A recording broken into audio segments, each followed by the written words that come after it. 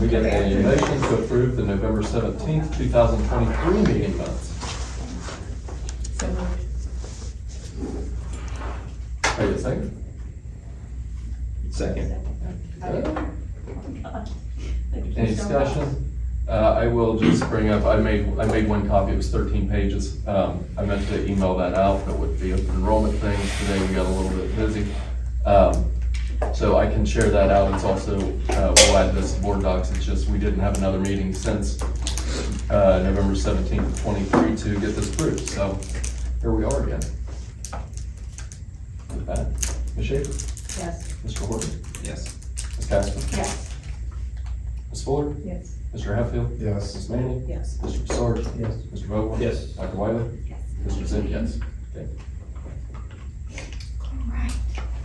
Purpose of our committee, since it's been just a little bit of time, right, since we kind of met, right? In fact, I wasn't even here when we last met. That's all Just kind of want to talk through the purpose of our committee and particularly like the flow of communication, right?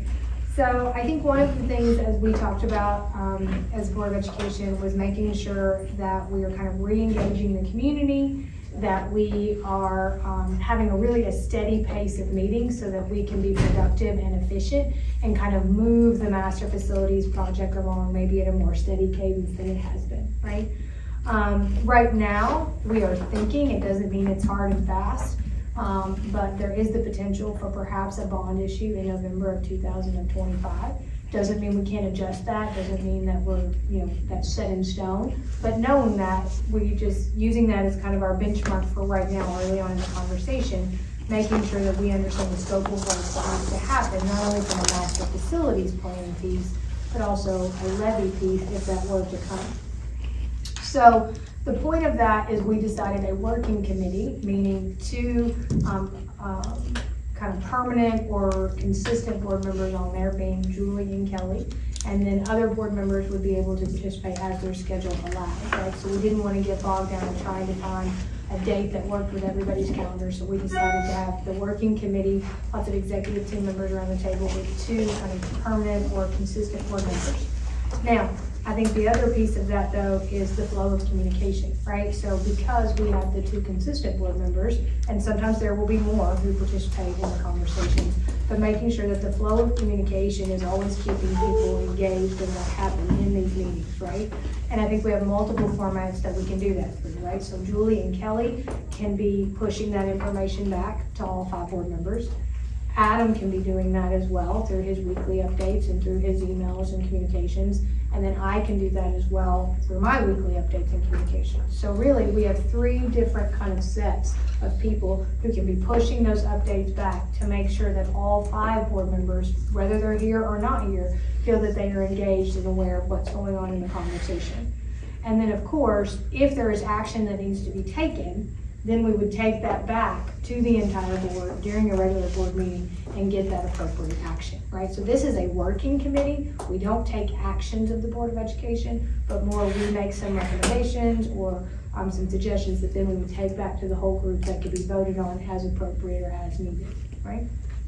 So again, our job is really to get some traction and keep things moving forward and keep the conversation going and kind of keep all of us informed about that work pattern. Any questions about that piece or clarity that we need on that piece? Okay. So, kind of just being, Chris has brought and Adam has brought kind of me up to speed about where we've been in master facilities and kind of the progress that we've made thus far. And I also spent some time with our legal counsel just talking about and giving her kind of our anticipated timeline, not that again it's set in stone, but that anticipated timeline. What would be the suggestion of next steps? And so really, having coming out of those conversations, and again, Chris and Adam and I having had some conversations, I think our next conversation would be to discuss the possibility, and again, we would just be just discussing it, right? We couldn't decide and like take action on that, but the discussion of the idea of an owner's rep and or a construction manager at risk. Meaning, are those roles needed for our project? And legal counsel's suggestion was that yes, we did need those roles. twofold. One, because of the scope of the work that we would be getting potentially ready to undertake, with renovations of buildings and new builds, but also just because of the size of our district. Chris's role, who's been leading the charge kind of up to this point, is multifaceted already, right, between transportation and child nutrition and maintenance and things of that nature. But it would be ideal perhaps to have again, could be both, could be one or the other, to have these roles to help not only the scope of the work and keep that very clean, but then also if and when we get into build situations, to keep that timeline going and to hold people accountable for the work that's being done and the timeline that's being adhered to. And Chris, please feel free to chime in here, because I know you and Craig have a lot of history with this as well. When Stacy and I went to VASA, there was a whole session really just on this particular piece and facility work. And the difference that they kind of described it as is an owner's rep has no procurement requirements. Okay, so an owner's rep has no procurement requirements, and they must not function as a construction manager. Okay? Whereas a construction manager, also sometimes and Chris explains this really well too, a construction manager at risk, right, or a construction manager, it's a person with substantial discretion and authority to plan, coordinate, manage, and direct all phases of a project, but they are not the person designing or constructing. Okay, so they're managing it, but they're not your contractor and they're not your designer. Okay, and they're procured similarly, meaning that you negotiate a contract and they must meet certain qualifications. The way that I explain that in Ashley's layman's terms, as we are designing a bathroom in my house, okay, in the middle of that renovation, I would be the owner's rep in my family, and Nathan would be the construction manager, right? He is At doing risk. right. He is managing the workers. He's in communication with those workers. He's saying, hey, that's not quite right, or like, hey, we're past him. Like, he's that person, that direct contact. I am more of the opinion giver, right? Of like, does that quite look right to you? Or like, have we thought about that? So that's kind of how I differentiate it in my mind. The person who is kind of the boots on the ground, managing, planning, coordinating, and then the owner's rep, again, they're not procuring anything, but they're almost a liaison for that construction manager. The other piece that, again, the construction manager at risk, the legal interpretation, and Stacy and I heard this as well, is it's very, very critical in that construction manager role to keep people on time. Right, that people are meeting deadlines and meeting timelines and making sure that that's really the feet to the fire, versus an owner's manual, not quite their role, right? And that procurement piece, and Chris, I'm gonna punt it to you because you do a nice job of explaining that at-risk piece. So I'm gonna let him talk about the risk you're taking with construction manager at risk and that procurement piece. So really, it's changed in the last 10, 12 years. Since last time we did a project here at Lakota, it was a traditional, we hired a construction manager, we had Turner Construction at that time. And what would happen is you would get bid packages for each type of bid, so site work, plumbing, electrical, HVAC. You go bid those out, and that construction manager would help coordinate those contractors and keep the project moving. The owner's rep would attend those meetings, and the construction manager would report to the owner's rep, which was myself and Bob Fisher at the time. We would attend all those meetings, and Turner would help make sure all those trades and everybody would stay on our schedule. They would also work with any kind of field issues between design from the architect and the construction manager, something to match up or was not understood when you got to the field. They would handle that kind of coordination as well. The construction manager at risk is a little bit different. It's a newer way to procure. Where it's almost like with the architects, how you go out and interview for qualifications first. You interview for the qualifications, and they can go out, if you hire them, they can go out and pre-qualify a bunch of these trades before you go out and just automatically bid them. So you can start getting pricing sooner, getting actual groups who actually will bid and work on it. They have the ability to say, hey, we've worked with this group before as an electrical company. You don't want them on your site. You'll get delayed every single time. So you have a little bit more ahead of the game type of, control over that. The risk is on them, because they are going to look at the project and give you a price not to exceed, type of thing. So they're at risk of trying to coordinate this and help come up with a price not to exceed. We all got agreed upon it, but, that's where the at-risk comes in. It's their risk to take this on and manage that, so. Or you can still go the traditional route too, hire a architect, hire a construction manager, and go through each bid package and bid out each one of those, and have the construction manager coordinate. But there's no pre-qualification, there's no, usually construction manager is hired after you pass your bond and you're ready to go do it. You do it at risk, it can be part of that design plan process and help get pricing and, help with the budget, so you understand that a lot sooner what's going on, so. And owner, basically the, owner's rep, that would be on top of the construction manager at risk. If you wanna hire someone outside of Craig or myself to manage that, that would be someone outside that would pay a fee to help manage them. So we'd manage them, then to manage that. A lot of people managing. Yes, yes. And so I think talking through that, I think, again, kind of a conversation here today, not that we would have a decision, we need to talk about that with everyone, but, do we feel that that is a need for this project? And then also to talk about the money, or the fiscal piece that would come with that to be able to contract either one or both of those out. And, I think what Chris said with the construction manager at risk is you can bring them in earlier, right? So they can be part from planning on to have those conversations. There's some benefit of that because they've been on the journey with you, right? Rather than like, you're trying to bring them up to speed once that, that bond is passed and it's ready to build. So I think it's really, when do we want to have that person join the team and be part of the conversations and sit here with us in planning and discussions, and have that either at risk or no at risk piece. And then the owner's rep would again be on top of that and the financial implications of that.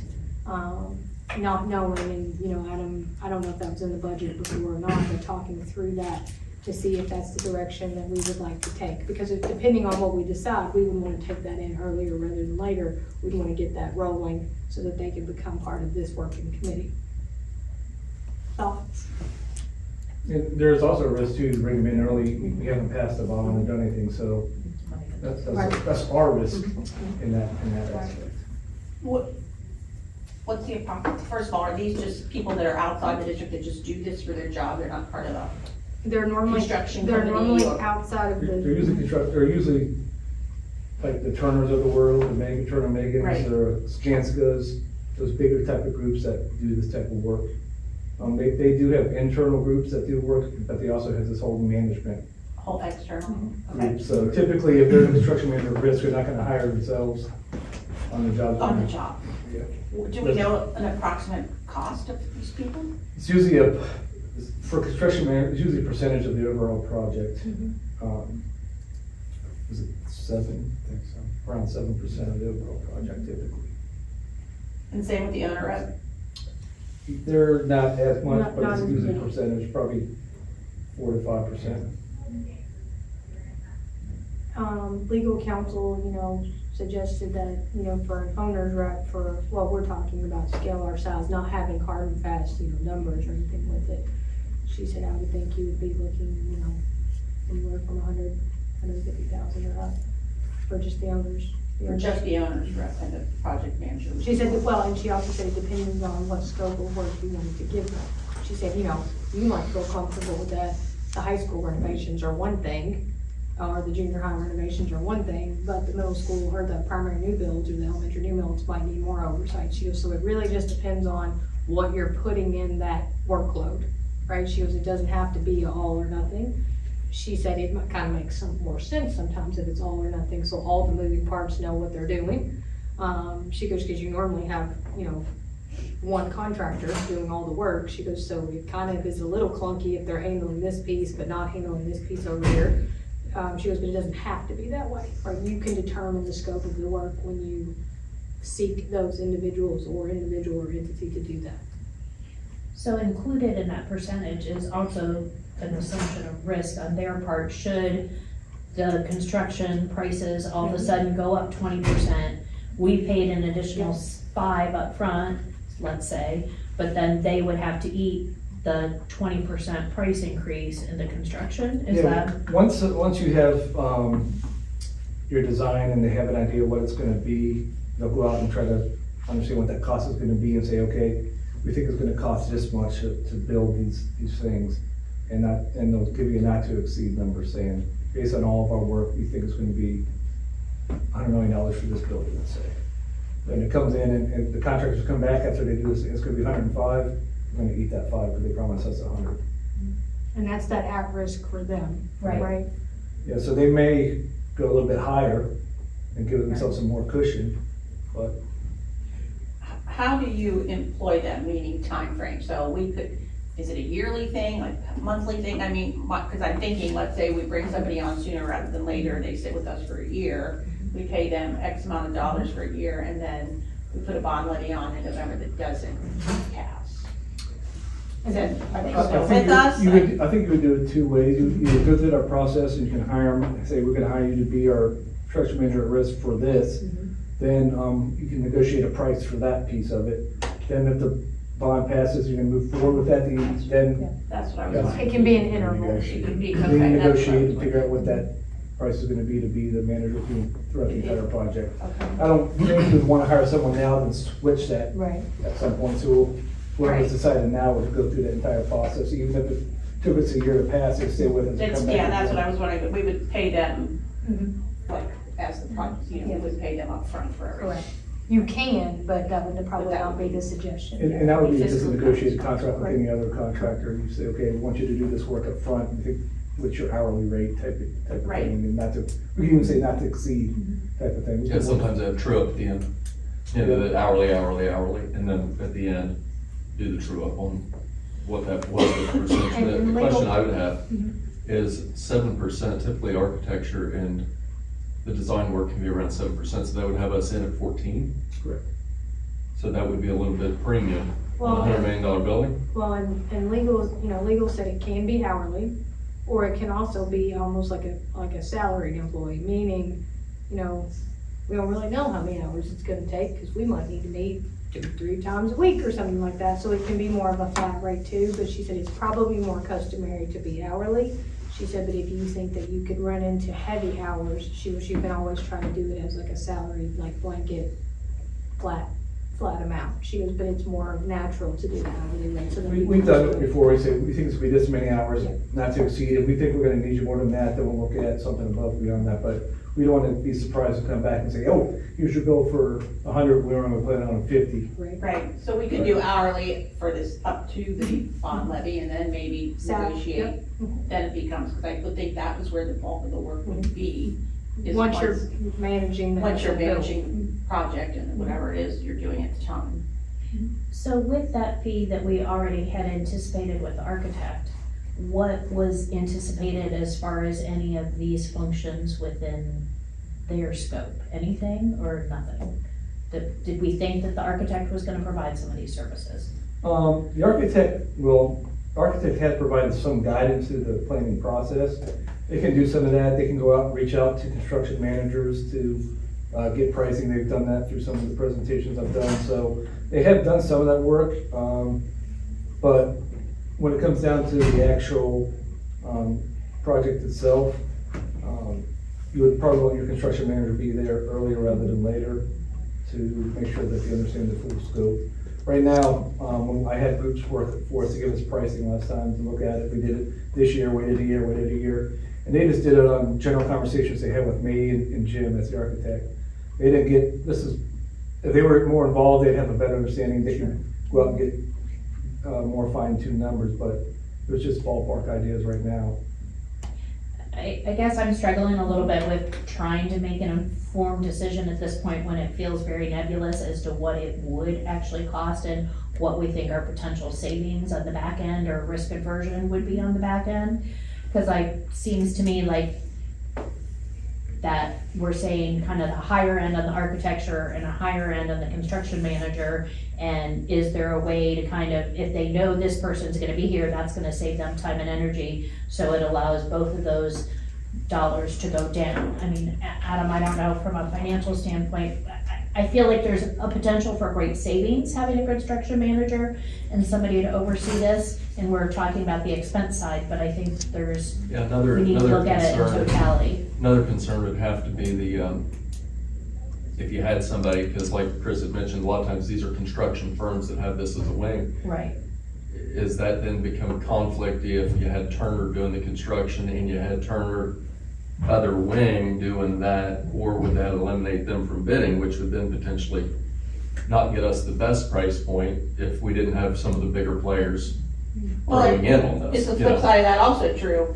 If you have Turner doing the arm of the oversight and we hire Damon, then is it gonna be like a competition thing because it's not the same company? Well, I just look at it that way, because sometimes. I mean, that's a consideration too, is it, you know? Sometimes you think if you have, let's just say on the audit right now, if we've got the state auditors doing our gap conversion, and we have the state auditors doing our audit, well, if the state auditors say that the gap conversion went wrong, that's kind of them talking about their own office. So sometimes you gotta watch those conflicty type things as well.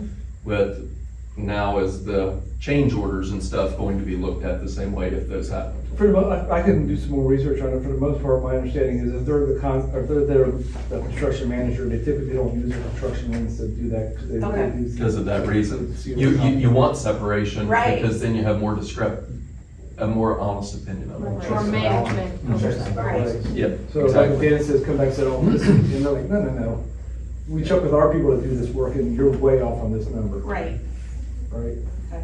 You know, or even is there an opportunity where somebody, this is just their career and we can kind of take them as a separate entity, like, you know, somebody who used to work for Turner and is now on their own, and so it's not gonna be this 5 or 7%, that probably wouldn't be the at-risk piece, but then they could at least have that expertise to know what they're doing. I feel like there's That would be a, your- Could be our employee. That would be Yeah. your more your owner's rep person.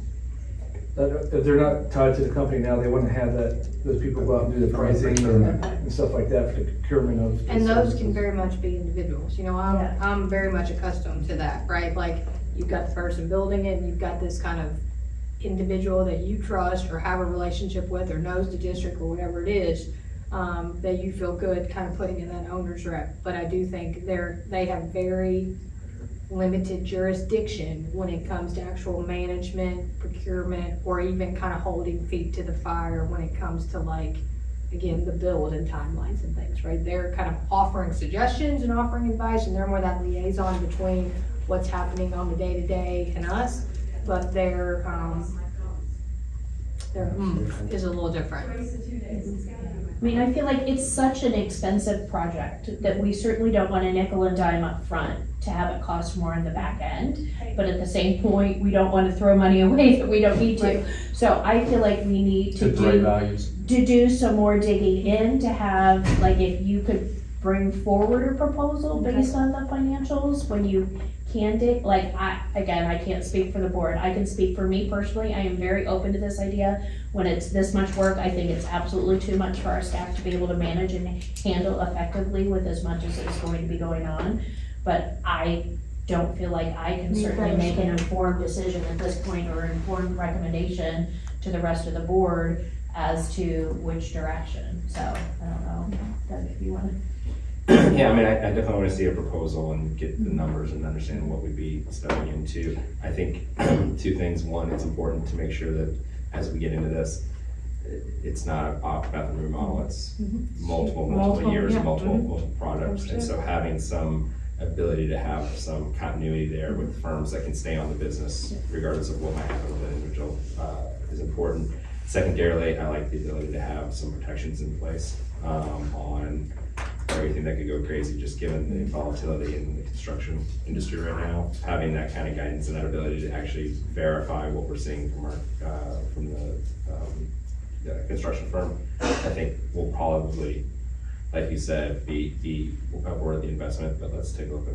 And I would have to think too, listening, just thinking this when you were talking about that, if we're past the point of crazy inflation, then potentially that price point might come down on their side too, because now, if we're looking at the inflations that we've been seeing, they've gotta have a higher percentage, because the odds of their project coming in on their coverage now is probably much, much, much greater. And I'll do some research too and ask, we bring people in before the construction, we're paying them up front to do some of the work too. So they're gonna be ahead of the game as well, so Correct. there's maybe they can reduce some of their fees on the back end, knowing that, hey, we were brought on early, we've already been paid for this work, we don't have to put this into our fee to try to play catch up, because we've been there already. The second point is, given how aggressive we are with the timing as well, having more of this brought in earlier to make sure that we have the faster continuity is probably important, so that's an upside as well. So I definitely am hearing a consensus kind of on the, I'm gonna call it construction manager at risk. How are we feeling about an owner's rep? Is that a role that we feel like, I just wanna think about our proposal and the finances, is that something you think we need in addition, or is it more, we can kind of wait and see? Or do we feel like with the scope of work that we need both? Well, for me, I think if, right now, we're just talking about considerations. Okay. So, So we'll bring back both. so for me, I would be fine to see both, but Okay. I need to see dollars Yep. behind it before, I mean, I think it's a great idea, I think we need to do it, but I think we can't make a decision Yeah, no, until we- absolutely. yeah, until we see some. Yeah, if it's 7 for an architect, 7 for an owner's rep, and 7 for a construction That's a manager. different piece. That, yeah, Right. like, that becomes price. Well, the prohibitive. owner's rep isn't 7 though, right, it's like 4, It's less than the Okay. construction manager. but still, Yeah. right. I think as we communicate to other board members as well, I think having a little bit more elimination on that job, I think a construction manager or risk is more intuitive and it comes with an idea of how to visualize that, but just flushing that out a little bit more. So, Go ahead. I'm sorry, to Julie's point, Chris, what we're paying the architect is 7%. Did we answer that? Are there things that the construction manager, owner's rep would do that's already in the 7% of the architects would have done that could reduce that percentage? And we end up at 8 instead of Yeah. 7 and 7. Yeah, that's kind of what I'm asking. Yeah, I need to do some research on that. Okay, Just from understanding how this works a little bit, if you bring them in sooner, they understand that Correct. they're your person you've chosen, so they don't have to play catch up and charge on the back end, so maybe it's 5% or 6% instead of 7, which is, the scope of the project, that's a lot of money, so. right. Just from, if you want my perspective on the owner's rep piece, the way I would do an owner's rep piece, if we brought someone in to do that, basically they would report to either superintendent, myself, or Craig. And they would go to meetings and do that stuff where I think Craig would either do that or I would do that already. I would want to be in those conversations.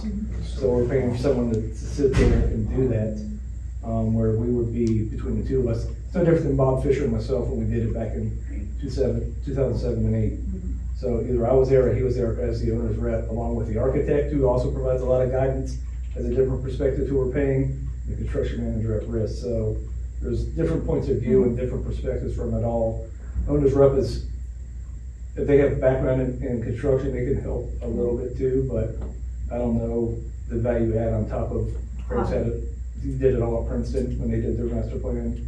I did it here. It really depends if you think you need somebody else, because our volume of work is too much or not. So we would have, you're saying that the owner rep would sit in the meetings and you also, yeah, I see what you're saying. Are we Some triple up? duplicacy, yeah. And believe it or not, in these processes, you're gonna have meetings that have a lot of people in them. We have to establish a clear chain of command, because what you'll find is, well, so-and-so threw out this idea. I'm just going from my past experience. Example, a board member said, well, what would it be to put in baseball, softball fields? This is a real example. And then all of a sudden, an invoice comes through for some design work and things that happen. So you have to establish the superintendent, this person, because if not, everybody's thinking abstractly, and they're going, oh, that's a good idea, let's run with it, and then all of a sudden, bills go through the roof, so Right. that's another critical component to this. Even if you have the manager, Whatever role you resident. have, yeah. There has to be a Lakota point person that is making sure that if we had change orders, or we had this, or we had that, that it comes through one place. You're not only, as the owner, you're Non-negotiable. not only holding one of the contractors accountable, but also the architect. Then you may have to fight against an engineer Yeah. of the way the design was. But then coming back to something that may be changed on a changed order will follow up in detail. We still are the stakeholders and are accountable And to as you you- guys. and as you can holding tell, them I'm the money side. responsible. Everything I'm hearing this side is timelines and getting these done, this, where I'm over here going, budget, budget, budget, budget, budget. So that's where we have the good balance as well with the project management. I also don't know how this fits in, but when we started this process, we had that educational visionary. Tracy Remember her Tracy. name? Tracy, or Kelly's my name guru. And like, so I also don't know how that would fit in, because again, I think that, I don't know if that's an architectural piece, if that's where we get into, you know, we're just talking kind of moving quickly, but kind of making sure that. Julie, who was she? Tracy Tracy was Guy. the E. Guy. Tracy Victor. And it was like, what do you want your spaces to do? How do you want them to most effectively serve your community?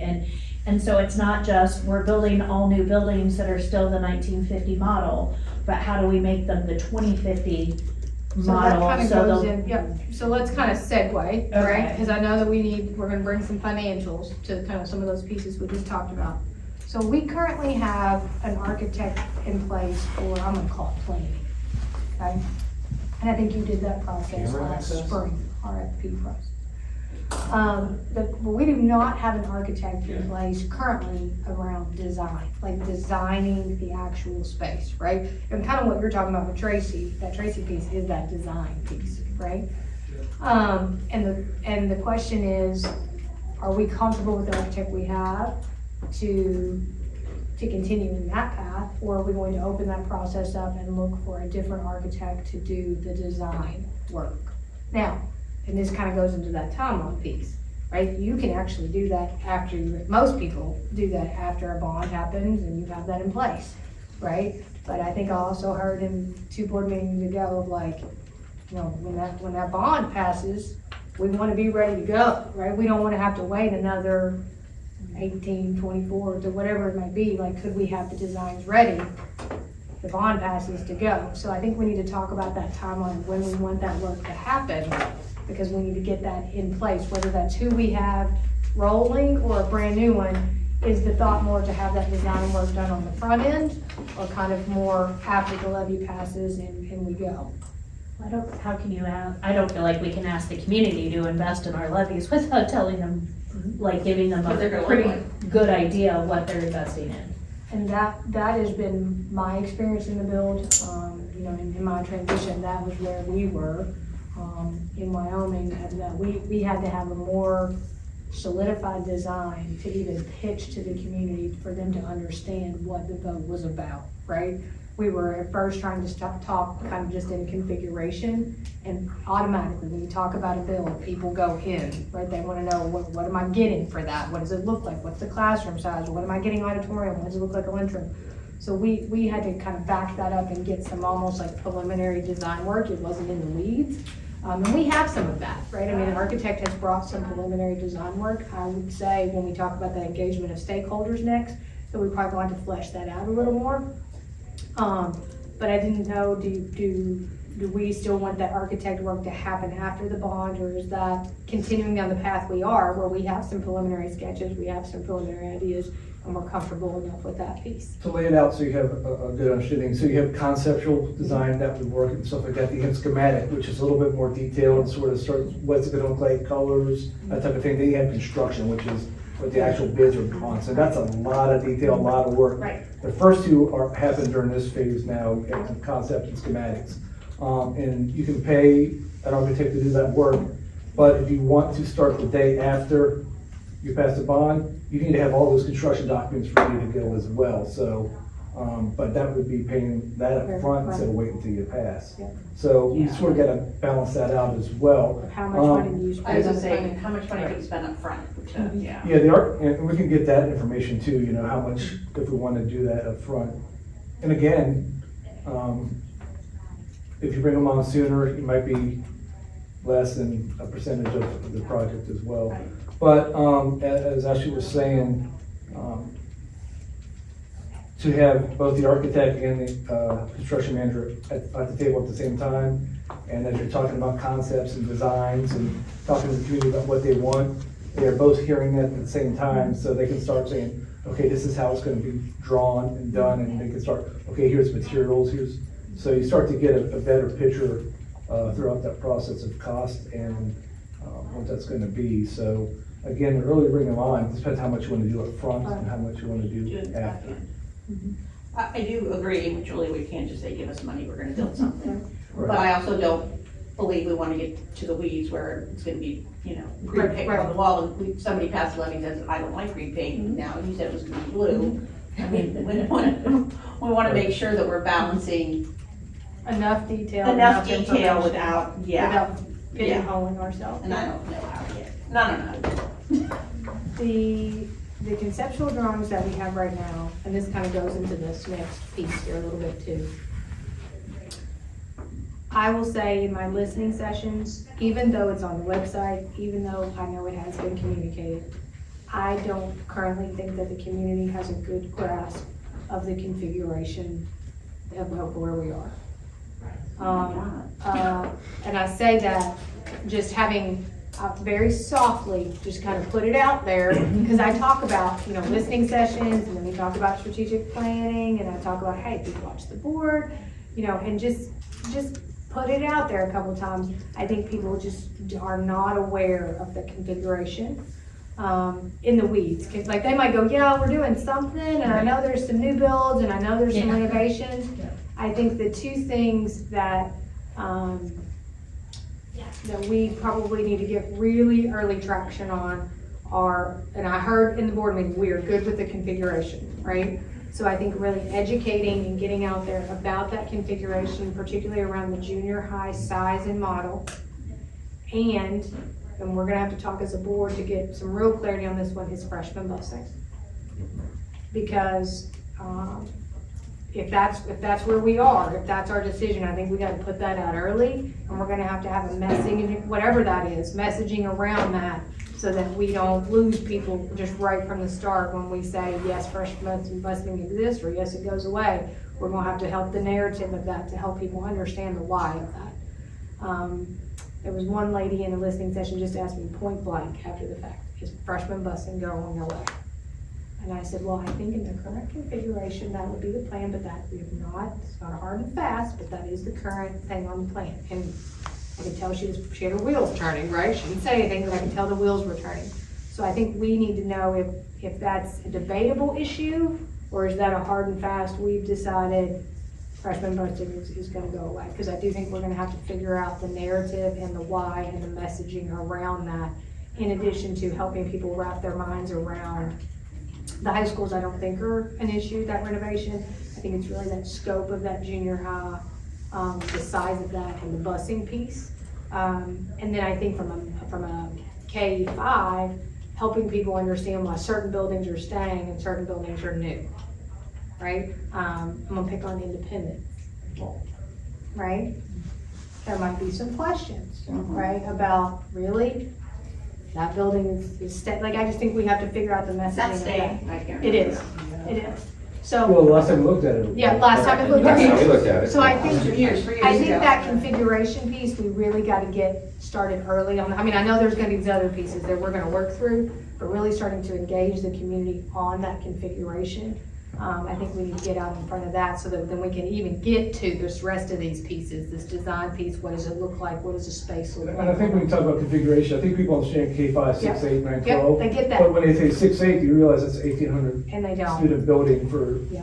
2 middle schools each, 1,800 each, and they're like, oh, those are big buildings. Mm-hmm. So that kind of It's- depth, Yeah. that would go down to, oh, what about busing? So those questions start to come up, you go, oh, I like that grade level, but do I like that size?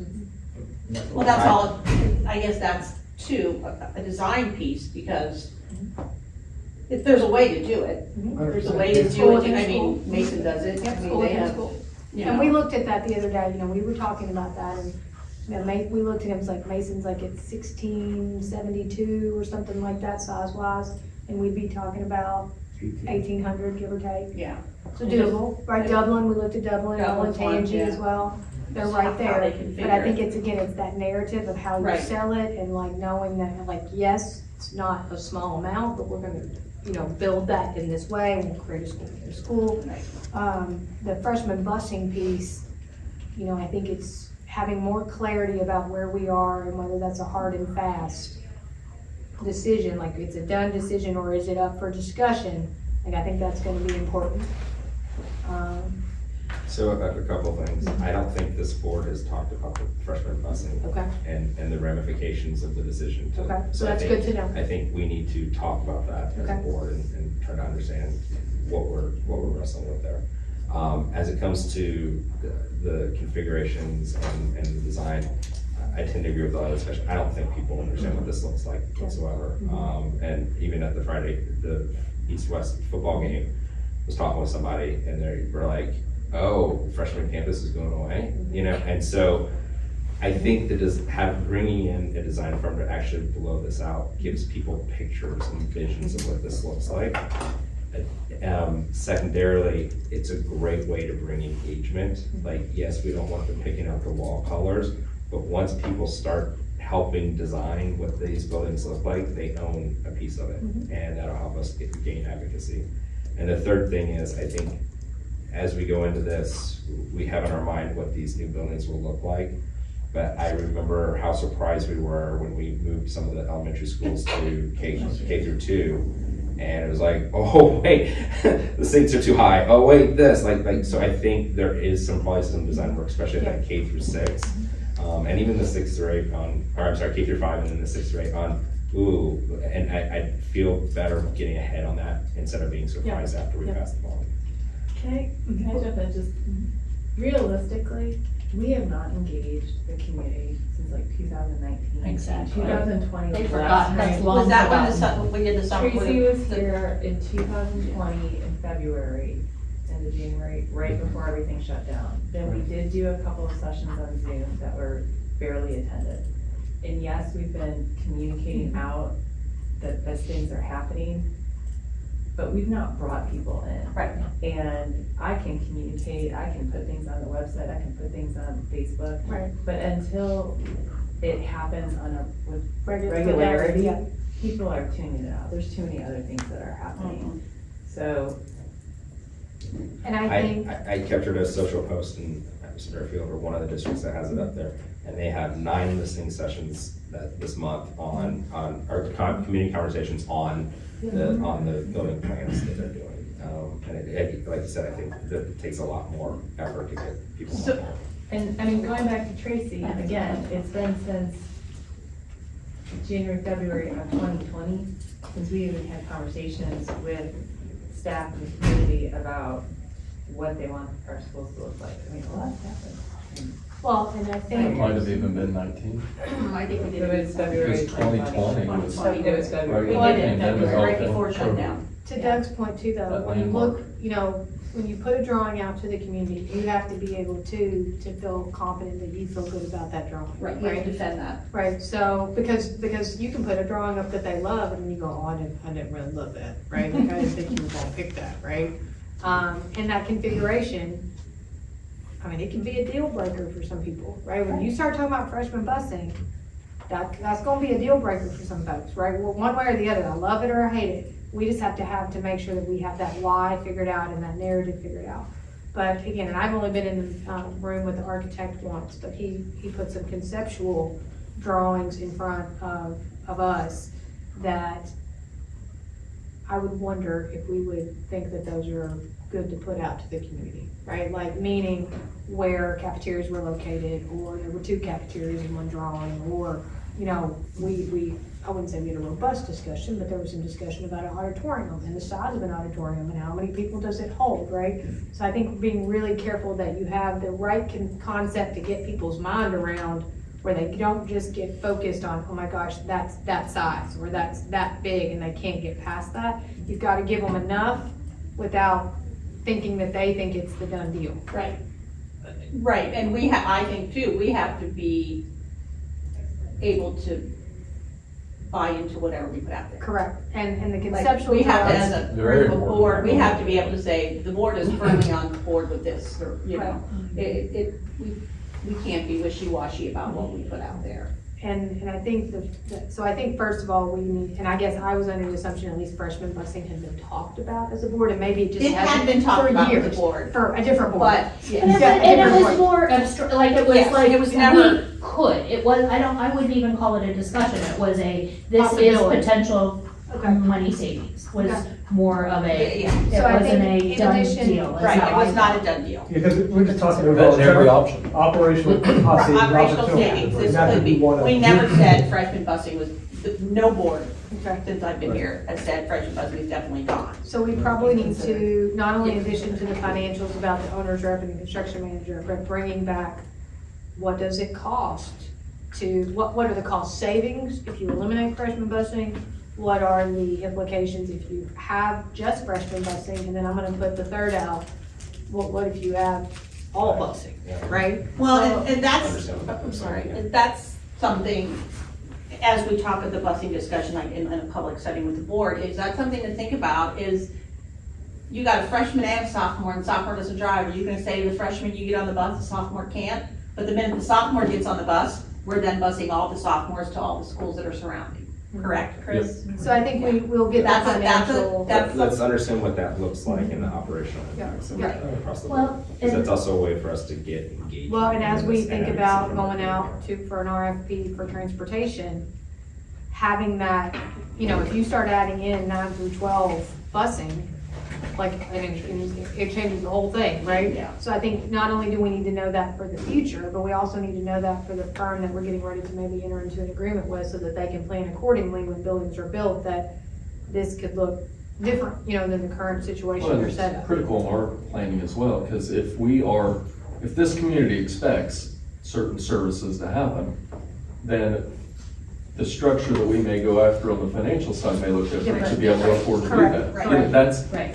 we can't make assumptions that aren't accurate. Well, basically. and there hasn't been the will to do this, but I've still said for years, like, I would love to see a legislative change, because we've been told we can't do this, to charge a small fee for busing of the high schoolers, so then we would only have to provide routes for those who we knew actually would use it. Because what happened before, when we tried to get people to sign up, is everyone signed up. They had no intention of using it, but just in case Johnny's car broke down one day, they signed up anyway. So if we could have that legislative ability to say, we split the cost, we bear most of the cost even, but then we would actually be able to have people efficient routes Like instead what of we have empty the ability buses. to do with extracurricular activity and things like Yeah. that. There's just and- no and will in sports- the legislature. And we've been yeah, trying and like for sports years. fees, like, I mean, again, we're paying for a good portion of that, but then you have the people who are willing to Users. invest, and you can also make, do things with free and reduced lunch for kids who desperately need access. So I would I know that's kind of off track of this, but But I it's think tough. to me, that would be a great way to kind of bridge the divide in between of efficiency in our routing, but not bearing costs to have every child routed. We need somebody to take up that charge in the legislature. I mean, we need, somebody has to, and we can't like Just so what's his name, you- Pete from OSBA, or Pete, the transportation guy? Yeah. He has said for years, there is just no will. There's nobody to take that mantle. We gotta find somebody to take the mantle to And do if- that. And for our families, that would be so much better than no transportation at all. So anyway, my soapbox, I've been on it Well, for and years. that could also then become, one, it's now a usage fee, Yeah, so that it didn't end up on people's tax bills indefinitely forever. Two, then it could also help us be a joint partner with some of the parochials and private schools as well, to help utilize some of the resources that we have of buses and fleet and things, that if they needed, for the parents that need, because we've heard that from, at some of our listening sessions from those parents. Oh, yeah, so they would have to pay too, I would But assume, right? that would be a way that, then it wouldn't be such a all or none, it would be more of a shared initiative amongst And maybe that's many people. part of an RFP with a busing company, we'd be able to work something like that out that they provide us since we're not allowed. I don't know. I just think there's opportunities there to get creative. Yeah, I mean, I think we've been operating under this system pretty much since my kids were in the district, probably before. And our district has changed a lot during that time. We have a lot more parochial students, or people who are in Right, parochial right. schools. We also have a lot more of a economically diverse, set of Population. students. And so I think this could be an opportunity for us to think differently and understand how we would roll this into our overall financial decisioning. But let's make sure we're serving all of our community's needs, not just going with what we've always done, Can I make a, or reacting to it. an building ask for the configuration. board? Sure. So when you bring this to the table and you start discussing freshman busing, preface it with the understanding to the community that we're talking about a 912 building, because we all know that we're talking that if someone is not engaged and doesn't understand what the grade band configuration is going to be, they might just see a freshman busing going away. Well, and I think that's the Right. timing of engaging the stakeholders, right? Because it is about timing, right? Because you don't wanna give people a nugget that that aren't informed, right? Right. Because that can be dangerous. So I think it's really, regardless of the financial implications for, owner's rep and all those kind of pieces, making sure that we start communicating that configuration. Betsy and I'll kind of work up like what that can look like, right? And getting that really, really clear, right, in people's minds. And then having those kind of busing conversations at that appropriate time after we feel like at least there's a basis, right, that then we overlay that busing conversation, because you're right, there are certain things when you say them, that's all people hear, right? It's not about anything else. So I think it's about finding that excitement around a project, then overlaying like, hey, here's how that might impact your individual household, entity, neighborhood, whatever.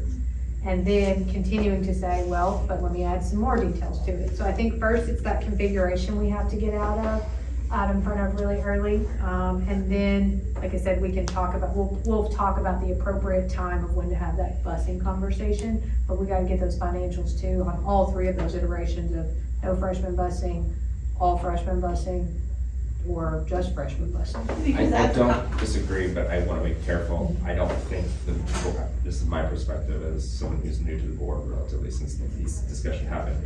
I don't think this board has said a change in services. So communicating that the baseline is freshmen would still have busing because we haven't changed that. I don't want the assumption to be no ninth grade center, well then there's no busing, because I think that is an easy assumption for people to Gotcha. make. So it's not changing the not- timing of the gotcha. communications, but not leaving it up for assumptions Gotcha. on a change that we haven't authorized. And the fiscal part is important, because I think it does, when it comes down to it, does make a difference. Freshman busing, all busing, what you're gonna ask for in a bond levy. Yeah, I mean, absolutely.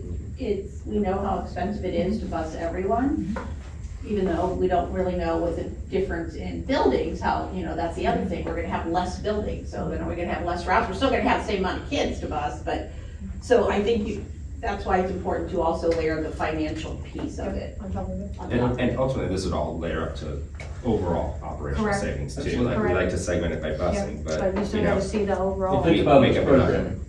Yeah. Not, it might be savings, might be, it's programming. Well, and there will come a point where we will want to talk about, like we briefly did back in the day, when we started this many years ago, what an operational cost is with less buildings.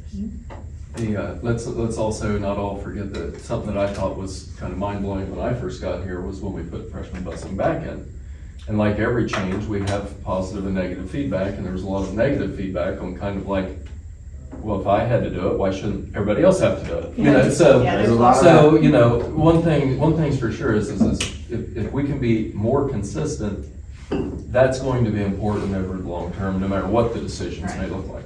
Because I thought that was a little ironic that that's what we were then hearing. Right. It's almost like locker room initiation. Well, and that's, I think, a discussion too, later down the road when we get ready to engage the community, is the communities with, the community members with no kids and the school community that are be like, yeah, I don't really care, my kid won't see any of this, so I'm not voting for it. We have to, again, it's, this is your community, this is your property values, this is, you know, I always like to say, you know, somebody did it for my kids, and so it's my turn to do it for somebody else's kids, so, I mean, it's all part of the. The community at Yeah, it is. large listening sessions, you know, that we've had, I think it was very much, the message was very much, just targeted communication, right? Like, how does this affect my 20 square feet, right? If I'm an empty nester, like, what's in this for me, right? If I'm a parent, what's in this for me? If I'm a business owner, what's in this for me? And they understand the complexities of that from a communication standpoint, but they said, you know, and they use the mailer, right, the quarterly mailer that we get. They were like, those are great. There's a lot of information in there, you know, and they were like, and the lady was super transparent. She was like, I'll read all that, right? She's like, I just look for the nuggets that are pertain to my 20 square feet, right? She goes, so if you're talking about a building or whatever that I'm not gonna engage in really, what does that give me? How does that help me? And honest, and in the community at large, this is not, like parents and things like that. But then I think you also, people start talking about in that design element, an arts center, community center, like those kind of spaces, right? That goes into that design element piece, right? Because you are an empty nester, but how do I still engage with the school even though I don't have a kid in the actual facilities? So these other things down here, these design ideas, I put those because I don't want to lose those when we get there, but making sure that we're doing our research, right? People have lots of opinions about bills, right? And sometimes you can't even articulate your opinion. Do you know what I mean? Yeah. Like I looked at, when we were buying a house in Ohio, I'll never forget it. We looked at a house and they were on two different sides of the road. And he goes, well, I said, I don't like that one, but I don't like that one. He goes, actually, they're the same daggone house. They're just mirror images of each other. And I said, no, they're not. He goes, well, what don't you like about that one? I go, I don't know, I just don't like it, right? We have to really think about what are educational trends, like you said, not what we're building now, what we're building for 2050 and beyond, but then also going to some actual sites and seeing what some of those things look like in reality, right? You know, we talk about natural light, we talk about courtyards, there's pros and cons of courtyards, right? Because you have upkeep and you have maintenance and you have all those kind of things. You know, Andrew Wheatley was in a building the other day and it was, I mean, it was expansive, it was beautiful, right? But the teachers, the boots on the ground said, well, it echoes and you really can't use the space because it, do you know what I mean? There's that perception versus Right. reality. It is beautiful from an outside But is it perspective, functional? but it's not very functional, right? Not So I roof think leaks. thinking about those Those- site or visits the- and being very The things in intentional, the who we cupolas, visit. yeah, they look nice, but. Terrace. And then also that research of where is education going and what partnerships, you know, we talk about business partnerships or bringing people in for apprenticeships and internships and things, how do you have space to do that and to grow? Right, I know we're waiting on that private enrollment study to continue to be done, it's still in progress, but you know, we gotta also give us some room to morph, as we've seen in the last 20 years, we're not the same size as we were, right, so we don't wanna build something and it already be too small once it's built. So those are just kind of some thought processes there. So I think our charge leaving this meeting is a couple things. One, financials, proposals for the financials for the construction manager, risk / owner's rep, you know, combination and those as individual roles, what those look like. And then also starting to put some proposals around and plans around how to engage the community on configuration, right? And making sure that people are just really clear on that without having any assumptions that just because you don't have a freshman campus, you don't have freshman busing. And then also the overlay of money on top of that is what is the cost savings in all those buses configurations or the cost spendings? Where does that get us so that we can make a smart decision when we continue to engage the community when we're ready around that topic. And now the biggest work of today is to pick our cadence and our meeting It's a schedule, bigger calendar. right? So we had talked about every other week at this point to meet. We might get to a different cadence, we might get to weekly or we might be meeting all the time, right? But we had talked about every other week. We had thrown out Fridays, I think that's not the best day for folks. So is there a day of the week that's better, so that we can kind of look at? I think a standing meeting on a same day would be better than trying to pick one Agreed. each time, you know what I mean? Because all of our calendars are crazy. Right. but are we thinking Wednesday, Thursday? Monday's probably not great because we got board meetings in there some nights, right? And that could get complicated. So Monday and Friday are out. Right, so you got Tuesday, Wednesday, Thursday. How about Wednesdays? I like Wednesday. Wednesday, Wednesdays typically seem to be good, and if we were going to start on a not every week schedule, if it was an every other or something like that, let's make sure that we, oh shoot, we kind of did every third week on those board meetings, because it seems like a lot of us don't plan things in a board meeting week, that we, Yeah, they're too. it's not, They're too yeah, off. I was gonna say, they're not really. they're not, yeah. Well, and if this This is year. every 2 weeks, then that's gonna, yeah, Yeah, they're not consistent. so I don't think we can do that. Nice thought. I tried. Either. I'm just trying to not write so many minutes. If we're looking at Wednesdays, that's Wednesday afternoons. Yeah, because 'cause we do have DPC and council. so like 1 to 3, like we have, not saying we'll always take 1 to 3, but a Right. 2 hour. I feel like after you get after 2 hours, your brain's kind of mush anyway Right. sometimes. Now, not gonna we're not holding that hard and fast rule. We might be together a lot some afternoons, right? But Right. a good rule of thumb is 1 to 3. So Or if it Wednesdays, ended short, let's not fight that Right, either. no, I mean, exactly, right. yeah, So 2 weeks from Quality now would be the 6th. Which That'd be I- our next meeting. Which would I be know Kelly November and I are both out 6th. of town that day, so. oh, we are. Okay, Because I will have to notice. so then we have the 13th, which will be right after OSBA. And we have our board retreat. We could do it 1 to 3 and then go into our board retreat. No, it's the 14th. Oh, it's the 14th. Yeah. So start on the third, I can do 13th? 13th. And then we'll get on our regular cadence of like the 13th. Well, then the next week is Thanksgiving. You have a West freshman staff listening. to my We can always, question. we can always tweak those. Well, do we, just for the first one, do we want to do the 7th instead of the 6th? Would that work? Or do you want to try and keep it on Wednesdays and not weekends? Just for that one? We can do the 7th, and then we'll get on the Wednesday schedule. So the Wednesday schedule after that would be the 20th. Like the first and third Wednesday of every month. If you keep with that cadence. Yep. Okay, so the 20th, first and then do third, the that would first and third. stay away from, in DPC, what we're doing in the afternoon. Because that would typically then be the Wednesday after board meeting. That's true. But then you guys have a organization meeting come up with, Yeah, so who knows what. and that may not be bad. We may just not have meetings next Tuesday, so, the work meeting, no meetings. All right, so Have to do one every 60 days. the first, and, so I'm gonna put a caveat here, the first and third Wednesdays of the month, except on the first So for the one, first one, we're gonna do on the we'll 7th, start off on a hot one. right? The 7th. Since it's all about me, apparently, I'm sorry, but I have an executive session for Butler Tech that day from noon to 1, so that day, could we start at 2 also? Can we just have? Okay, it be it's non-standard? Julie's world, we're just living. Exactly, I'm sorry, or I could just come late, I mean, it's, Each with a standing board member, so we. Yeah. Then we have to, Well, so that we don't, I don't So- know. so- I was The first Wednesday. so that we don't try to make this work today, should we just notice one meeting at a time until we figure this out? I definitely think we should notice one meeting at a time. That's where I would be, so when Because- can that, because if not, we're gonna be, So internally, we'll say the first and third Wednesday, Okay. except for, the first one is on 7th, and there'll be 1 to 3, except for the 7th will be 2 to something. Okay. Is that so right? the Is that first after that? meeting Yeah, is the first meeting is November November 7th, 7th. and we will start it at 2 o'clock. sorry. It's okay. Now, let's have another, But So all your free normally, passes. it will be the first and third from 1 to 3. 1 to 3. So our second meeting, because our first meeting is an anomaly, our second meeting would be November 20th from 1 to 3. And then after that would be December 4th I'll shoot that out from in 1 a to second. 3. Yeah, So maybe you could at least notice through the end of the year. because it would be It doesn't the matter, Yeah, it really does or not you matter, could- I mean, then that, the it 20th, doesn't- the 4th, and the 18th. It's the 4th and the 18th, then? That's what that would be.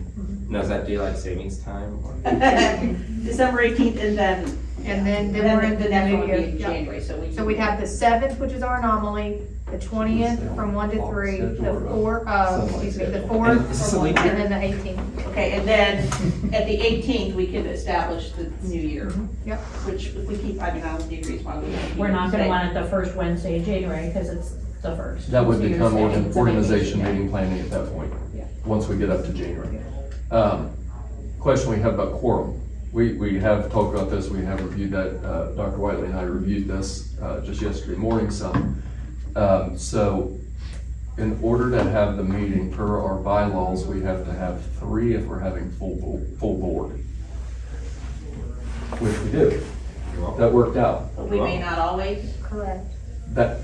So what does that mean? So what that, by bylaw, it says that if you don't have a quorum, then you call the roll and then the meeting ends. Is that because it's a board meeting? Could we make it? Because this is a committee committee meeting? meeting. Because it's a Can committee. it somehow be, can we change policy somehow? Well, to here's allow where- for that? That we'd have to get a lot of clarification on. The other thing that we looked at too is, okay, so what if, like what we had kind of talked about, we have 2 stationary members and then everybody else can kind of come and go as necessary. The problem with that is You then can't- Doug would have to have a seat over there. And he couldn't be an active. And he couldn't be participant. actively participating, he would just be like a community member at that point.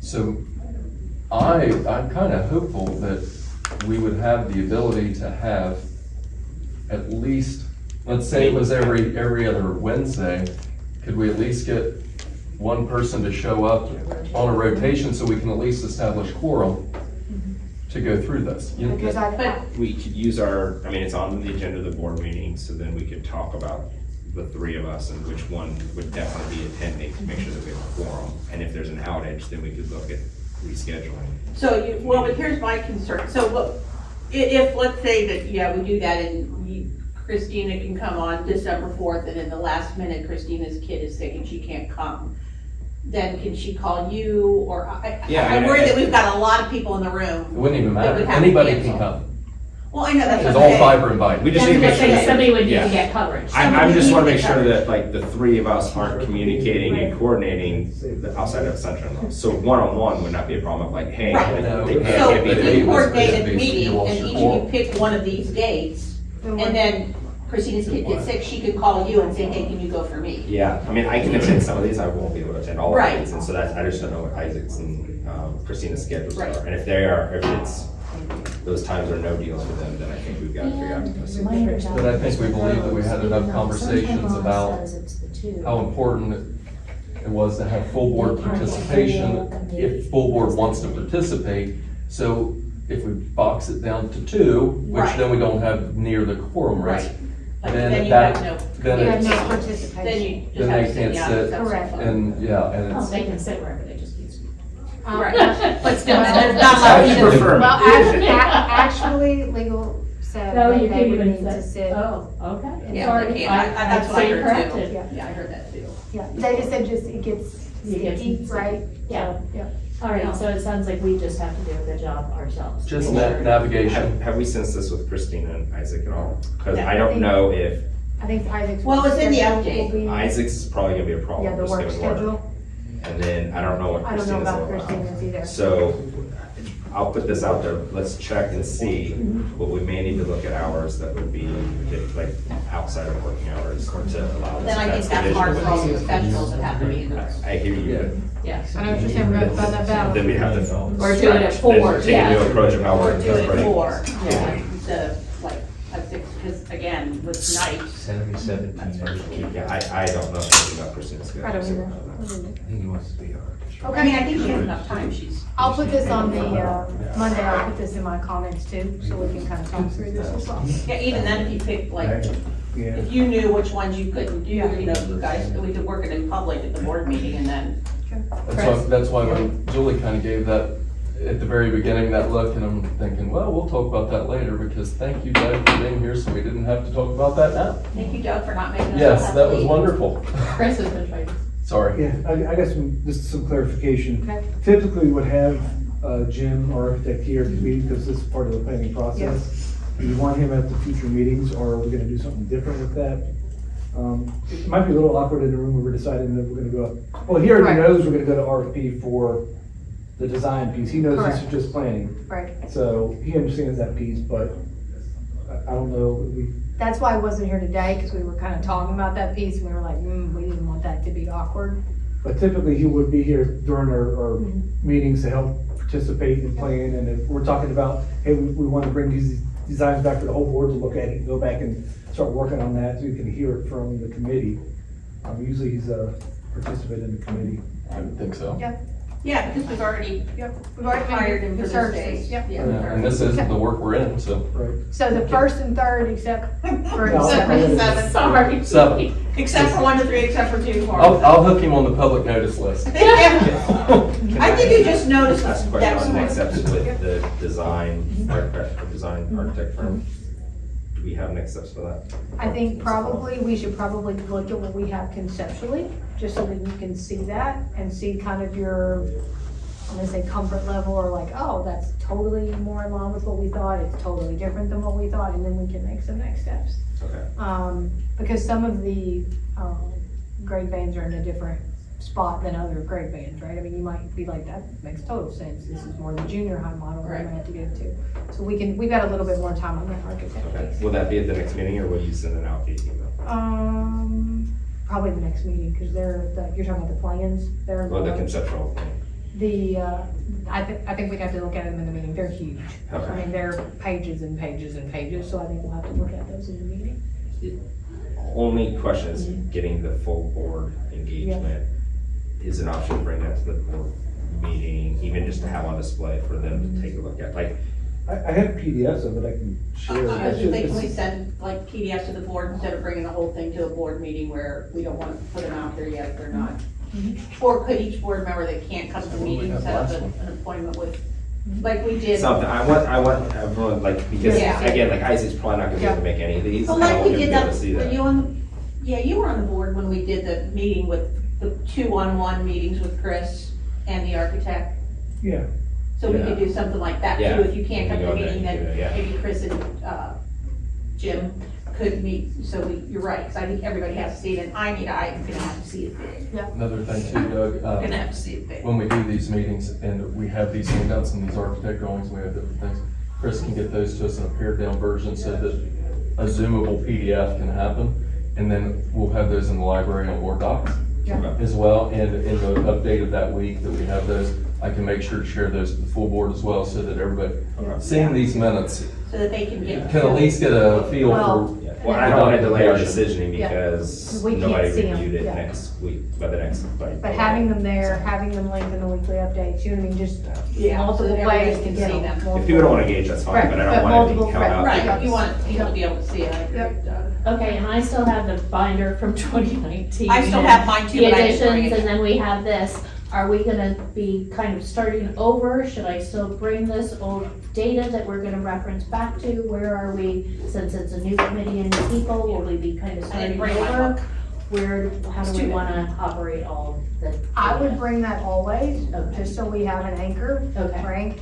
Because there's some version of that in my office, but it doesn't look It's like not that. that. It doesn't look like that. Right? They have all these And binders. so then we will start to make a binder for each person, and we'll just start anew, but knowing we have that for reference. Okay, and maybe I should use this. Then you can bring it in. And or I can, yeah, and I can bring it. and that Yeah, can be no, part of no. our process too, like whatever things we have, we create the binders and we can give it to the board members at the meetings, or they can, Yeah. or they can take home with, we can just give, we used to give you a bunch of, once to They put. gave us the board, originally handout. they gave us the binder with Right. some things, and then Yep. every time Chris brought something else, we'd We'd have add to it. put it in the Yep. binder. Here's the 3 of 23. Yeah. Yep.